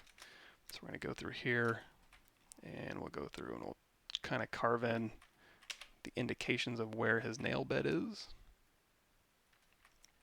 On nails, you want to go to the front side here because they're going to follow around the path. Now these, again, you can kind of see our resolution kind of breaking down. That's okay. I'm going to stick with this for a little bit longer before we decide. And you can get really specific too with these finger wrinkles. Like when you look at your finger wrinkles, like the middle finger will kind of have a gap, but the pinky, these fingers won't, but these fingers will have a gap. So you can get very, very detailed with that. And even from the side, they do all sorts of interesting stuff. On the top here is where your baggy skin goes, like so. And then this is going to be those big loose type of wrinkles. And then on the front side, not so much. These are just going to kind of be kind of drawn in. These are a little bit more faint. And then up here, these knuckles are actually pretty pronounced. I'm not sure if they'd be that pronounced. But what is going to be pronounced is the tendons on the back of the fingers here. Especially if your hands are extended, you're using your extensors. These will kind of pop a little bit. Interestingly, you have some tendons down here, and I think some portion of the population is missing one of these. So there are some people who have like a little extra tendon in here, and then some people who don't. So not that it really matters for this, but fun fact. Kind of a crappy fun fact because I don't actually know the name of it or that much about it anymore, but I'm supposed to know everything. All right, so this kind of comes over this way, and then on the thumb, again, bony landmark, flat, tendon, or bony landmarks pointy, tendons flat, and then muscles round. Not a whole lot of muscles in the hand.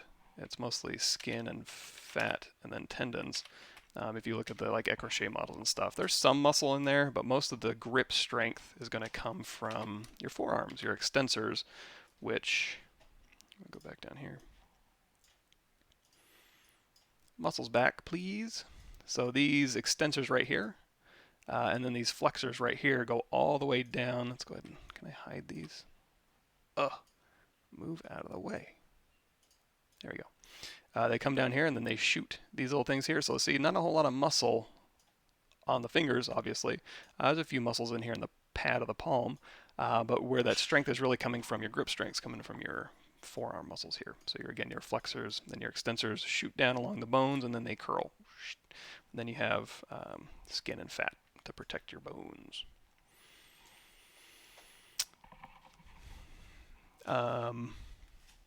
Do you know how you made that relief from earthquake on the coin? Yeah, I have a pretty good idea.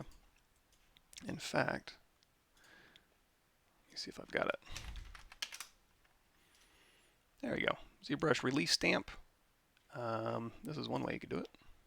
So I'll send you this here. You can just make an alpha stamp out of it. There's a bunch of different ways, but that's probably a pretty straightforward way. Palmaris longus, that sounds right.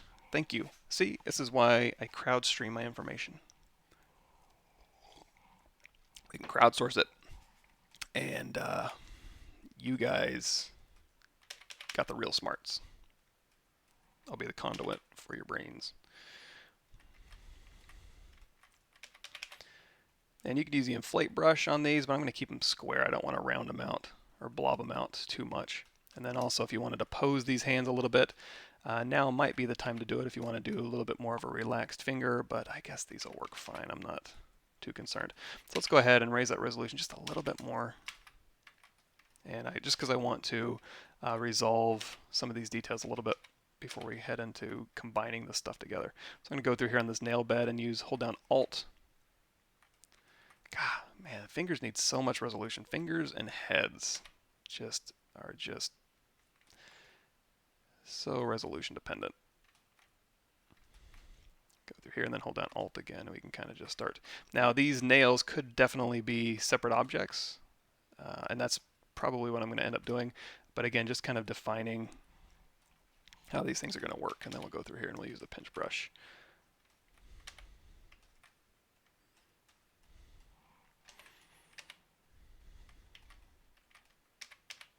And I'm always hesitant to live stream like this type of stuff. I would probably be inclined just to do it on my own time and then just show up one day with like, hey, we got all this stuff done. Now let's go do a little bit more of the action-packed stuff. But, you know, sometimes I'm not going to find, what is she doing in there? Sometimes I'm not going to find the time to do that. So you guys are going to have to suffer through me exploring and kind of fixing stuff as I go. So let's see. Okay, yeah, looking at my hand here. We got another tendon kind of along this way. And kind of dial in just a bit.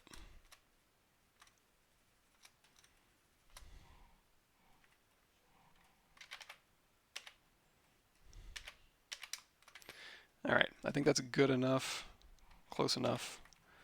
Again, we're just doing government work here. These knuckles are kind of intense, and it kind of is okay for that cartoony type character, but in reality, these are probably going to be just the ligaments are just going to kind of poke out a little bit more than the big knobby knuckles.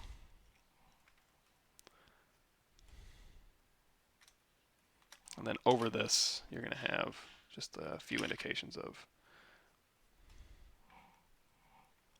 And then on the pinky here, looks like we got a little more skin on this side. So we'll kind of indicate just a little bit of skin coming up and over. Ta-da! And then we'll go ahead and merge these together. But first, let's go here. And we'll make sure this bicep kind of fits in here. And then you have, oh, what's that really deep muscle? You know what? Why do I ask? When I know I can just go in here. There's a this little boy right there. Well, maybe that's not the one I'm thinking about. There's one that connects to the coracobrachialis. Well, maybe that is it. Oh, it is. That is the one I was thinking of. So you take this muscle back. You have a little coracoid process, coracoid, I think that's right, on your inside of the scapula, little finger that kind of sticks out. And then here you're going to have a little piece of muscle that kind of goes through here and attaches right onto that humerus there. So that's going to be like your armpit muscle there. So you can kind of see it poking out right there. And then you got your biceps, and then you got your brachialis, and then you got your triceps, medial head, long head, and lateral head, like so. But yeah, so little baby armpit muscle, it's the coracoid brachialis, something like that. And you know what? I could pop off this arm and we could just put it right there in front of me. So now I go into solo mode. And then looking at my reference here, go through here. So my bicep is vaguely correct. And then you're going to have this muscle, the brachialis, is going to cut across this way. And then the coracobrachialis, I'm just butchering these names, I'm positive. And then these tricep muscles. There we go. Not too shabby. Let's go ahead and we're going to bump this up just a bit. And again, we're not in the refining. We're not putting any pore detail on here. We're just slowly, ever so painfully slowly forcing you guys to watch me go through and evaluate these. So we can also go out of solo mode here. And we can kind of use our reference here. Now this is where I probably should have left more resolution on the body. You know what? Let's do it. Sit here and complain about it when all I got to do is go back to my body mail. Let's go up to delete lower, mirror and weld. It's not like ZBrush can't handle polygons. Oh no, I just deleted my arms because I'm an idiot. It's okay, we'll get them back. So we'll go body mail here, delete, append, body mail, unify, move them back. All right, now here's the fun part. So we're going to go to Save As, and we're going to go to Streaming, Turtle Power, Bebop, Block Out. Oh, we're on number 11. Now, I deleted my arms, again, because I'm an idiot. But if we go in here to the Quick Save, let's go ahead and grab our last Quick Save here.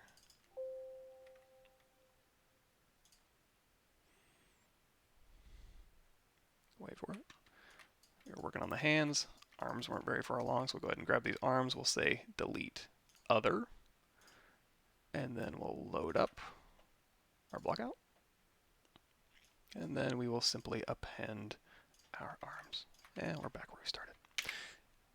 Raise that. Oh yeah. So we did miss one part here, but we remember how to do this. So we can go through here, and we can say, okay, biceps. And then brachialis. Let's drop the resolution just a little bit. There we go.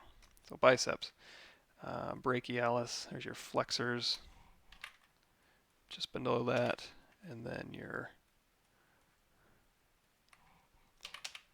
coracoid process muscle, coracobrachialis.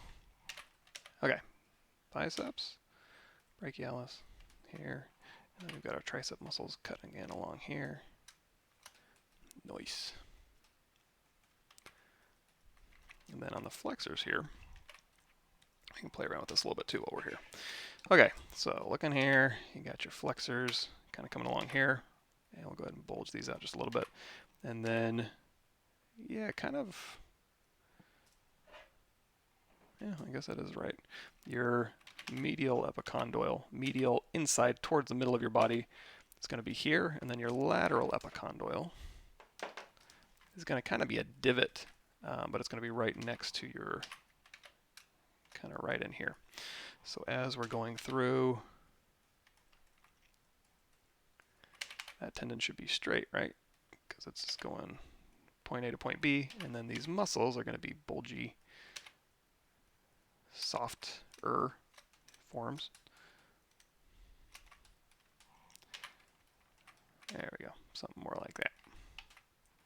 Okay, see, we didn't even lose that much work.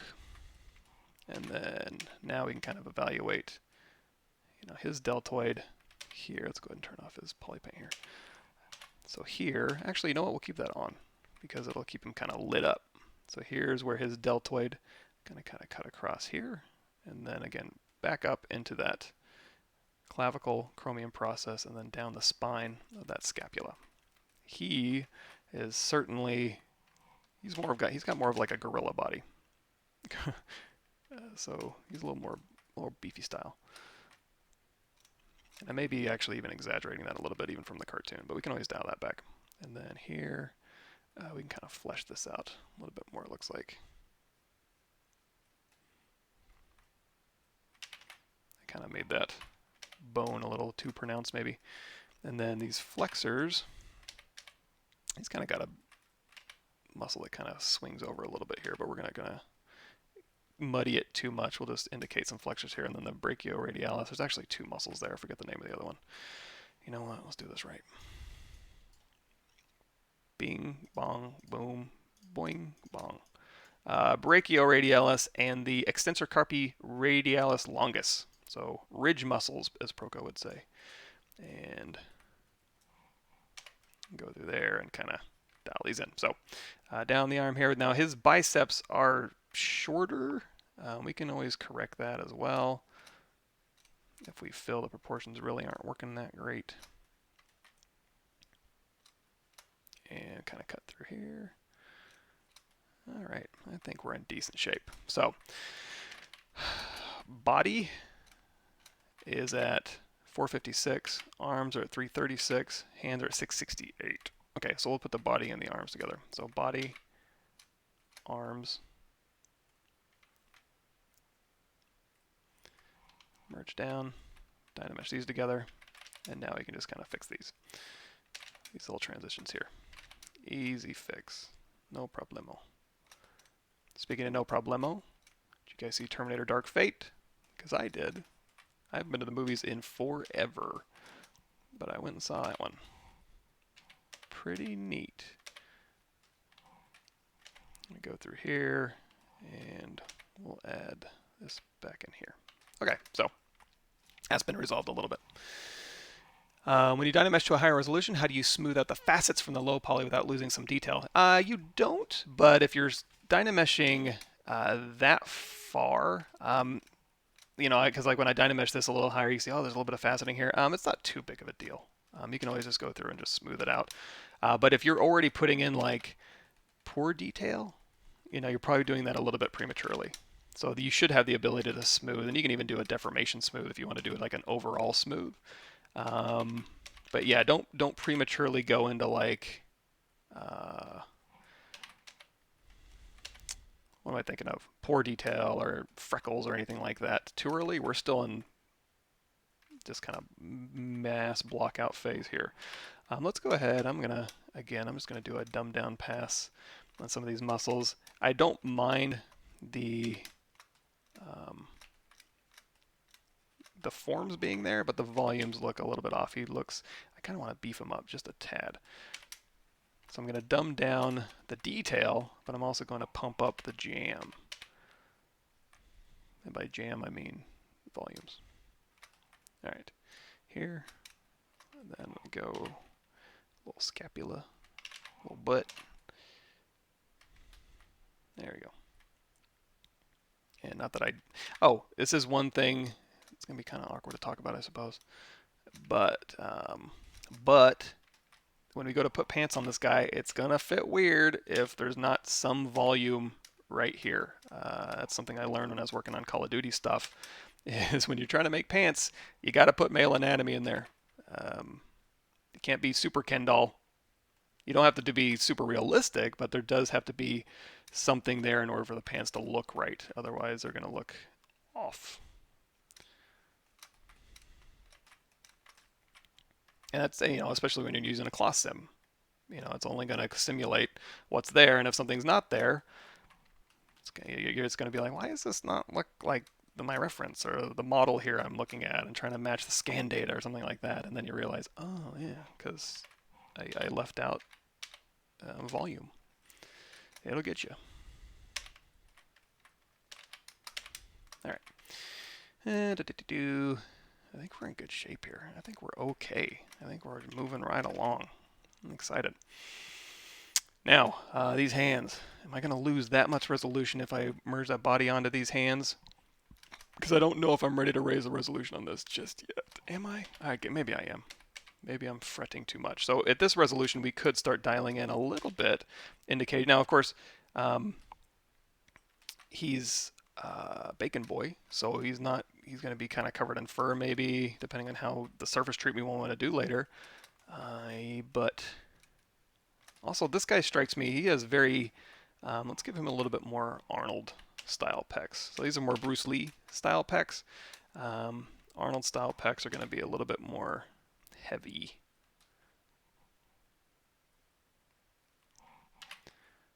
Kind of mass those up a little bit here.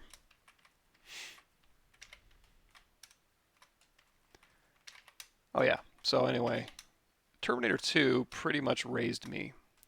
I was raised by Terminator 2 and Beetlejuice and the old Star Trek movies. Wrath of Khan, the one with the whales, etc. So to me, Terminator 2 is just about the perfect movie. I mean, it's damn close. Again, child of the 90s. Formative films of my youth. And I would say, I gotta say, probably Dark Fate. I would say it's probably my third favorite. Not saying a whole lot, I guess, depending on how you view the other films. But, and again, I don't hate the other films or anything. There's some really cool stuff that happens in them. But at the end of the day, man, you can't touch Terminator 2. Give me a break. Even Terminator 1, like looking back, when I was a kid, Terminator 1 was a little intense. It was like, ooh, I like Terminator 2 better. But man, Terminator 1's a really good movie as well. So props to James Cameron, circa 94, for making pretty much the perfect movie. Now, when it comes to aliens, I have a real, back in the day, Alien I didn't really appreciate when I was a kid. I was a little too young. Predator, oh my god, Predator, amazing movie. Soundtrack, amazing. Handshakes, amazing.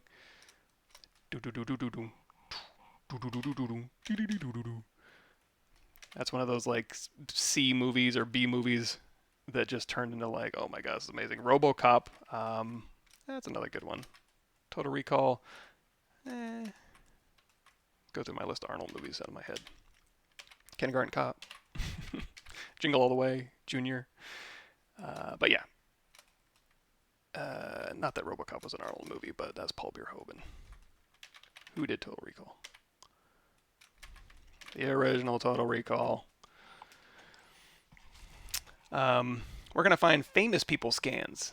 You can work for game companies or movies.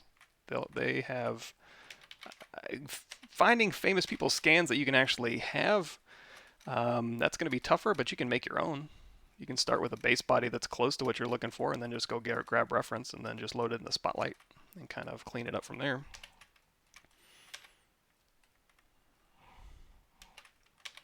But yeah, if you want like a scan of LeBron James, you should probably go work for Electronic Arts, EA, or you want scans of Keanu Reeves, then you can work on the next Matrix movie. You want a scan of Arnold, you can work on any number of the movies he's been on past forever.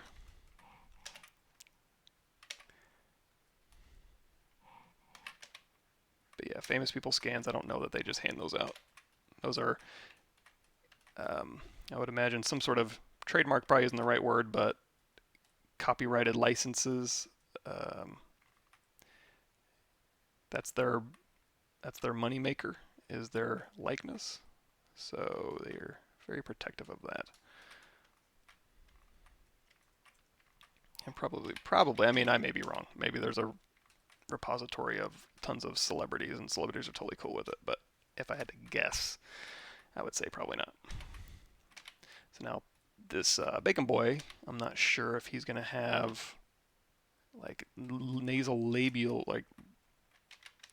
folds or anything like that. But we can You can kind of guess. I'm going to knock this down. It's a little bit pointy for me, and I'm going to broaden this out just looking at the reference.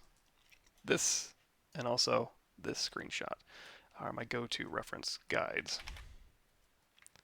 Now flare these out just a little bit. And you can go in here with your trim dynamic or even just your clay brush holding down Alt, and you can kind of knock back some of these edges here.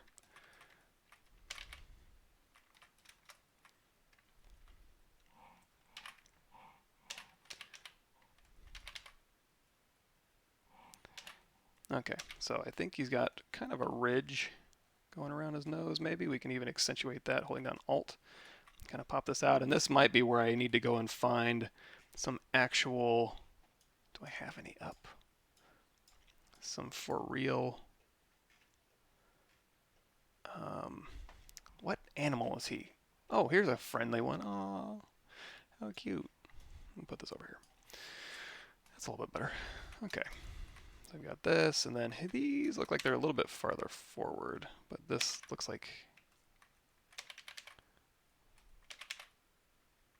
stop.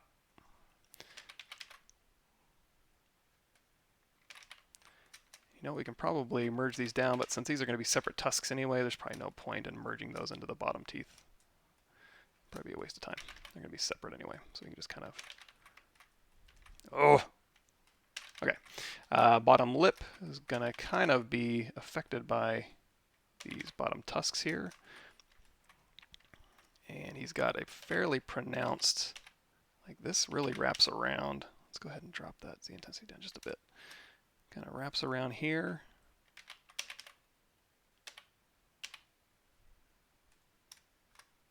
Go through here and maybe inflate this and maybe move this in.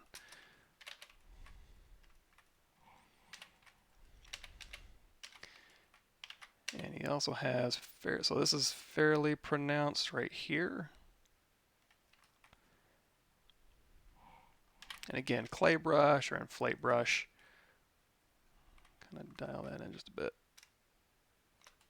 And then back here, go in here with our clay brush and kind of, looks like he kind of has a pretty pronounced area right here. And I don't know if this is fat or fur, maybe a little bit of both.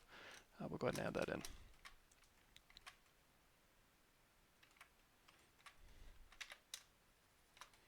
Let's go ahead and raise our intensity on our Smooth Stronger. If you didn't notice, I pretty much only use Smooth Stronger. It's another one of those things where your mileage may vary, but I prefer it. Gives me a little bit more leeway. And then here is just going to be where that connects, your occipital protuberance, and then these little ear flappies. You can have a little bit of fun with these maybe. He has rose ears, like my little Happy Staffy. She is actually, her name's Whiskey, and she looks like a kind of a pity mix, but she's mixed with Border Collie. We didn't know this until our DNA test, so we got her as a mutt at the pound, at the shelter, I should say. And she's mixed with Border Collie and Aussie Shepherd. So she is a highly driven snuggle butt, which kind of works. We have another dog that looks like a Border Collie, but her DNA test, she said she was Mexican street dog, and various other forms of just absolute mutt. That was literally what it said. It was like Mexican street dog was the option that it gave us. I'm not sure what that exactly means, but she looks just like a Border Collie. She's like white and fluffy. Not that Border Collies are white necessarily, but her kind of got ticking and markings and all that stuff. And you know what? Let's sell. It's getting a little bit too low res for that kind of detail. All right, I think we're ready here. So our head is at 640, hands at 6. Okay, I think 640 is going to be our magic number. So body to the top, hands to the top, head to the top, merge, merge, Dynamesh. Bam.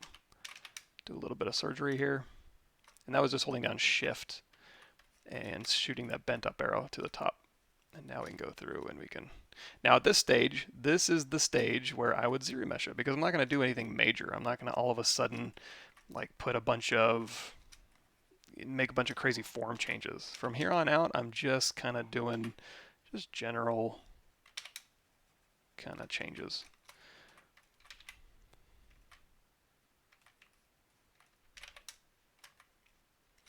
So how much time we got left? 10 minutes? Let's do it. Let's wrap this up. So here's our reference. Here's our guy. I think that'll work. So let's go ahead and we can hide him, or we can just delete him out of our scene if we want to. Any more integration we need to do?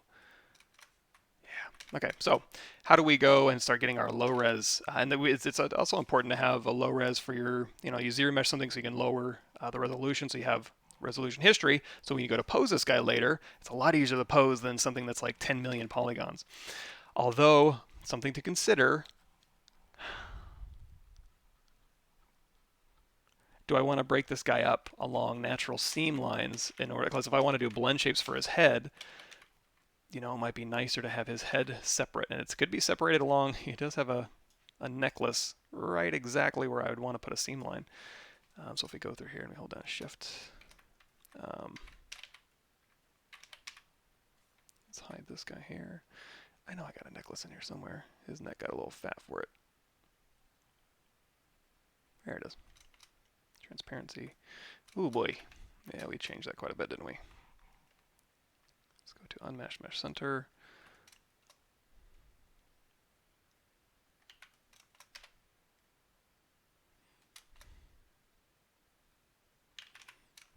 And we can always remake this. It's not that big of a deal. Can I do a mirror and weld on that?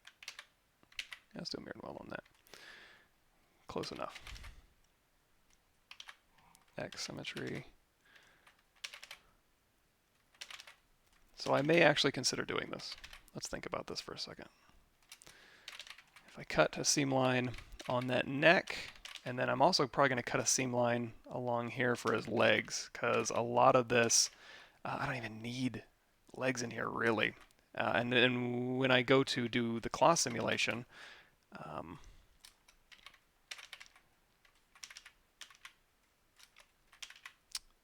yeah, because I'm not going to really need to have that there. Okay, so let's do that. So first things first, I'm going to grab the body here, and we're going to hit Control W, make this all one polygroup, and I want to kind of guide where these cuts are going to happen, or though probably ZBrush will do a fine job, but just in case, what we're going to do is we're going to hold down Control Shift, and we're going to slice a polygroup right where we think we want that head geometry to go, and then, boy, these pants got thick. What happened there? Let's inflate these, deflate these. I guess I made him thinner. Oh, you know what I did? He was a lot more barrel chested when we were starting. Now these are just pants block out. Next, so Tuesdays I stream on Pixelogic's channel. This Thursday I'll stream on my channel. And we'll hop into Marvelous Designer. We got Marvelous Designer 9, GPU enhanced, although that's quite buggy. So we may not use a whole lot of GPU, but it certainly is faster once it caches. So we'll go through here and actually let's just do a uniform scale. Actually, that kind of worked. I don't even need to scale these that much. All right, lots better. Anyways, what was I doing? Oh yeah, so transparency mode. So for the body here, let's do another slice.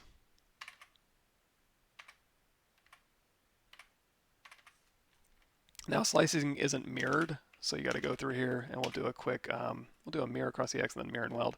So that's where the head's going to be sliced and the body's going to be sliced. And if I wanted to get even more detailed, like I could go through here and make, you can, on my YouTube channel, there's like going through here and making like concentric rings around the eyes. I'm not so concerned about that at the moment. I can always change that later.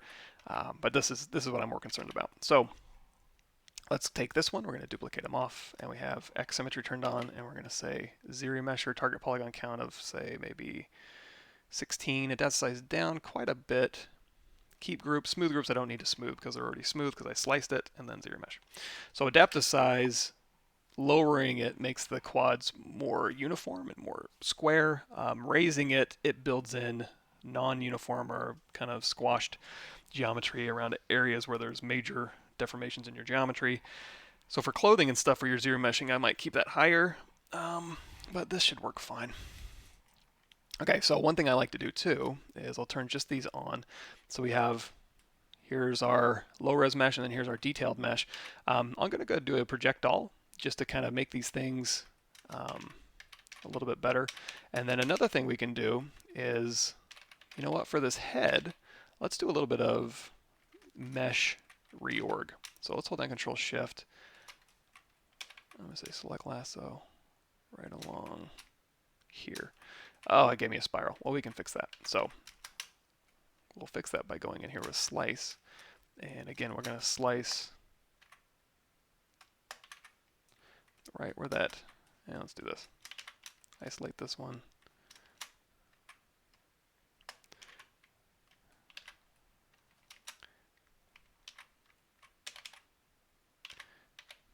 And then I'm seeing some things I want to change now, but don't change them yet. You can change them once you've got your details back. So, okay, we've got our wrist sliced, and again, mirror and weld, and we'll maintain that. So I want more resolution in the face and more resolution in the hands. So we can go down here to our, what am I looking for here? Zero mesher. And here we can say, use poly paint, so you're going to have a color density here. And by default, you know what, we can just go and fill this as white. So RGB, go to standard brush, RGB on, Z off, color, fill object, we're at white. If I want double the density, or if I want to raise that density up, it'll go through, and you can see as I change this color is changing. So if I want, like, you know, 1.9x the density, like for the head, and for the hands, I can just go to color, fill object with RGB turned on. And if I want less density, like for these legs, I can drop this density down and like maybe say 0.68. Gives me a little blue color, color, fill object. And then now when it zero meshes, it'll make this less dense. So for example, go through here and then say zero mesh half. Now you're going to see my head and my hands are higher density, legs are lower density. Now this is if I want to make it all one mesh, which I may not want to do. I can pop these legs off at this point and just keep them a completely separate mesh. Let's see if that's worthwhile. Let's do a quick projectile. Yeah, you know what? I think that is worthwhile. So legs, right now I'm just going to go ahead and split those off. Upper body, we'll split those off and hide them. Now upper body is going to be a different story. I want to control this maybe a little bit more, although that's not bad. Let's do a half, another half with, again, our head and our hands at a higher density.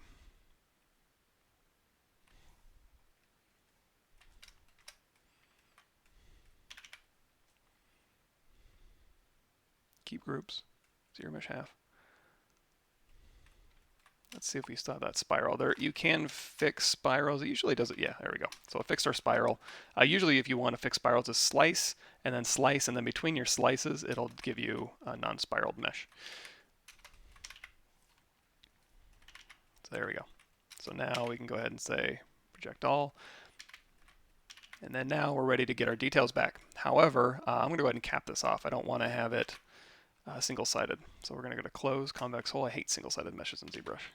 I'm going to cap this off. Let's hit Control W. And while we're dividing this, we'll go ahead and say, you know, we don't need a crease poly group. We'll isolate this one, and we'll just say crease. That's going to put a crease line around here, so as we subdivide, I'll keep that nice and crispy for me. So let's get our details back. So we're going to go into project all. It's under subtool project. Control D to subdivide, project all. And you can actually go into solo mode for this, so you can kind of see. So here's a little bit faceted. Control D to subdivide, project all. And now when we switch back and forth between our high res and our new mesh, looks the exact same. Now for the low res, it's going to be a different story. So let's go ahead and again, we'll just cap this. Control W.